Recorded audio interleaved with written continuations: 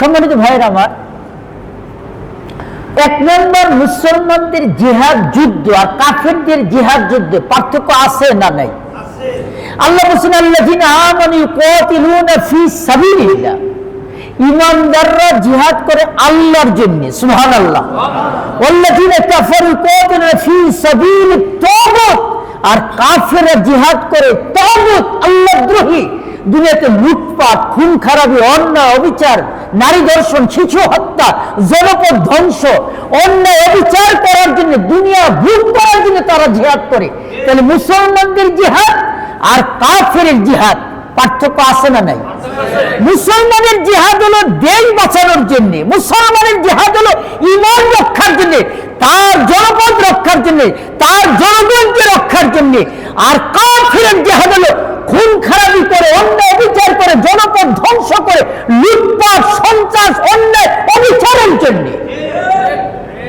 সম্মানিত ভাইয়ের আমার, মুসলমান যদি জিহাদ করে মরেও যায়, হারলেও লাভ, জিতলেও লাভ, মাইর দিলেও লাভ, মাইর খেলেও লাভ, সুবহানাল্লাহ। আল্লাহ কোরআনে বলেছে ফালইউকাতিল ফি সাবিলিল্লাযিনা ইয়াশরুনাল হায়াতিদ দুনিয়া বিল আখিরাতি ওয়া মা ইউকাতিল ফি সাবিলিল্লাহি ফায়াকতুল আও ইয়াগলিব ফাসাওফা নুতিহি আজরান আযীমা।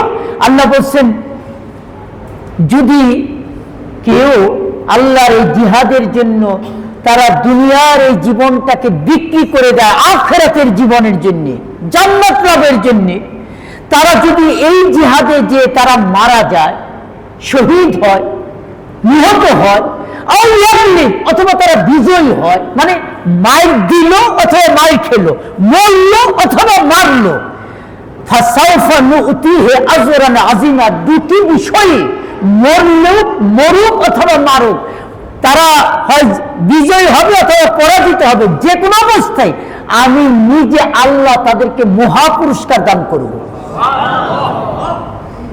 সম্মানিত ভাইরা আমার, তাহলে জিহাদ করলে লাভটা কি? আল্লাহ রাসূল সাল্লাল্লাহু আলাইহি সাল্লাম বলেছেন, এমন একটি বিষয় যা তাদেরকে যারা এই কাজটি করবে তাদেরকে মর্যাদার 100 স্তর মর্যাদা বাড়িয়ে দেওয়া হবে। সাহাবীরা বললেন, ইয়া রাসূল, 100 স্তর মর্যাদা বাড়িয়ে দিবে? নবী বললেন, 2 স্তরের যেতে বাড়ানো হবে। এই পৃথিবী থেকে আসমান যত দূরত্ব, এক একটা স্তরের মর্যাদা আল্লাহ বাড়াবেন এরকম 100 স্তর, এর থেকে আরো বেশি হবে। বলে, ইয়া রাসূলুল্লাহ, এরকম মর্যাদা বাড়াবে কাদের জন্য? নবী বললেন, আল জিহাদু ফি সাবিলিল্লাহ, আল জিহাদু ফি সাবিলিল্লাহ। এরকম 100 স্তর মর্যাদা আল্লাহ বৃদ্ধি করবেন তাদের জন্য যারা আল্লাহর পথে জিহাদে রত আছেন। নবী বলেছেন, একদিন যদি সীমান্ত পাহারা দেয় দেশ এবং জাতির রক্ষার জন্য, যারা পুলিশ বাহিনীতে চাকরি করেন, যারা আমাদের বিএসএফ, বর্ডার, বিজেপি, যারা বিজেপিতে, যারা আমাদের বর্ডারে পাহারার ভিতরে রত আছেন, দেশ রক্ষার জন্য সেনাবাহিনী, নৌবাহিনী অথবা বিমান বাহিনী, পুলিশ বাহিনী, আমাদের জাতীয় নিরাপত্তার জন্য বর্ডার গার্ড যারা আছেন, তারা যদি একটা দিন পাহারা দেয়, নবী বলেন, রিবাতু ইয়াউমুন ফি সাবিলিল্লাহ খায়রুম মিন আলফি ইয়াউমিন ফি মা সাওয়া মিনাল মানাজিল, আও কামা ক্বালা আলাইহিস সালাতু ওয়াসসালাম। একদিন দেশ এবং সীমানা পাহারা দিলে 1000 দিনের ইবাদতের থেকে আল্লাহ বেশি নেকি দান করবেন। 1000 দিন ইবাদত বন্দেগী করলে যা হবে, একদিন দেশ পাহারায় রত থাকলে তার থেকে আল্লাহ বেশি সওয়াব দান করবেন। নবী বলেন, আইনান লা তামাসসাহুমুন নার, আইনুন বাকাত মিন খাশিয়াতিল্লাহ ওয়া আইনুন বাতাত তাহরুসু ফি সাবিলিল্লাহ। নবী বলেন, দুটি চোখকে কখনোই আল্লাহ জাহান্নামে নিক্ষেপ করবে না, জাহান্নামের আগুন দিয়ে জ্বালাবেন না। একটি চোখ, যেই চোখ আল্লাহর ভয়ে চোখের পানি ফেলে। 2 নম্বর, ওয়া আইনুন বাতাত তাহরুসু ফি সাবিলিল্লাহ, দিনে রাত্রি যাপন করে দেশ পাহারার জন্য, দেশ দিন এবং রাত্রি যেই চোখ পাহারা দিচ্ছে বাইনোকুলার দিয়ে, বা দেশ সীমানায় ঘরে বাইরে রাষ্ট্র পাহারার জন্য যারা নাকি রত আছেন, তাদের এই চোখকে আল্লাহ কখনোই জাহান্নামের আগুনে জ্বালাবেন না। সুবহানাল্লাহ। নবী বলেন প্রত্যেক মৃত্যু ব্যক্তির আমল বন্ধ হয়ে যাবে। কুল্লু মাইয়াতিন ইয়াখতিমু আলা আমালিহি ইল্লা আল-মারাবিত ফি সাবিলিল্লাহ ফাইনাহু নামালাহু আমালুহু ইল্লা ইলা ইয়াউমিল কিয়ামাতি ওয়া ইয়াউমিন মিন ফিতনাতিল কবর আও কামা ক্বালা আলাইহি। নবী বলেন প্রত্যেক মৃত্যু ব্যক্তির আমল শেষ হয়ে যাবে, আর কোনো আমলের সুযোগ নেই।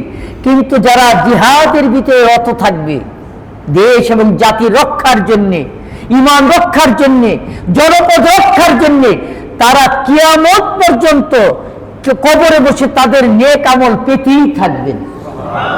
আর আসতে সুবহানাল্লাহ। এবং মিন ফিতনাতিল কবরে, আর কবরে যত ফিতনা, যত মানে কবরে যত পরীক্ষা, মুনকার নাকির, কবর আযাব, এই সব কিছু থেকে আল্লাহ তাকে হেফাজত করে ভিআইপি মেহমান বানিয়ে আল্লাহ তাকে জান্নাতের নিয়ামত দান করবে কবরের মধ্যে। যুদ্ধের সারিতে দাঁড়ানো, নবীজি বলছেন কেউ যদি যুদ্ধের সারিতে কিছুক্ষণ দাঁড়িয়ে যায় 60 বছর সালাতের থেকে উত্তম নেকি লাভ করবে ওই ব্যক্তি। যুদ্ধের ময়দানে কেউ যদি কিছুক্ষণ দাঁড়িয়ে প্রতিরোধের জন্য, দেশ এবং জনগণের জন্য যুদ্ধের ময়দানে দাঁড়িয়ে গেল, নিজের জীবনকে তোয়াক্কা না করে 60 বছর সালাতে দাঁড়াইলে যে সওয়াব হবে, কিছুক্ষণ আল্লাহর জিহাদে দাঁড়াইলে সেই সওয়াব লাভ করবে। নবীজি বলছেন একদিন সমকালে যদি সশস্ত্র পাহারা দেয় দেশ এবং জাতি রক্ষার জন্য, তাহলে তার থেকে জাহান্নাম 7টি পরীক্ষা পর্যন্ত তার থেকে জাহান্নাম দূর হয়ে যাবে। পরীক্ষা কি? নবীকে সাহাবীরা জিজ্ঞেস, ইয়া রাসূলুল্লাহ পরীক্ষা কতটুকু দূরত্ব? নবী বলেন 7 আসমান 7 জমিনের দূরত্ব যতটুক, এটা হলো এক পরীক্ষা।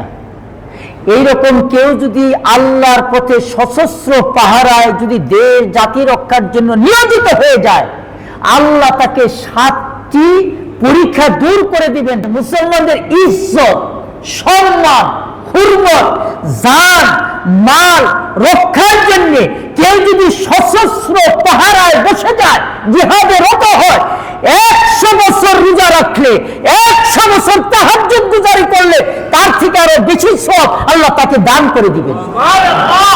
ইমানদার মুসলমানের জান মাল রক্ষার জন্য, তার দেশ রাষ্ট্রকে রক্ষার জন্য যদি কেউ সশস্ত্র ভাবে জিহাদে নেমে যায়, 100 বছর রোজা রাখলে, 100 বছর তাহাজ্জুদ গুজারি থেকে আল্লাহ তাকে বেশি সওয়াব দান করে দিবেন।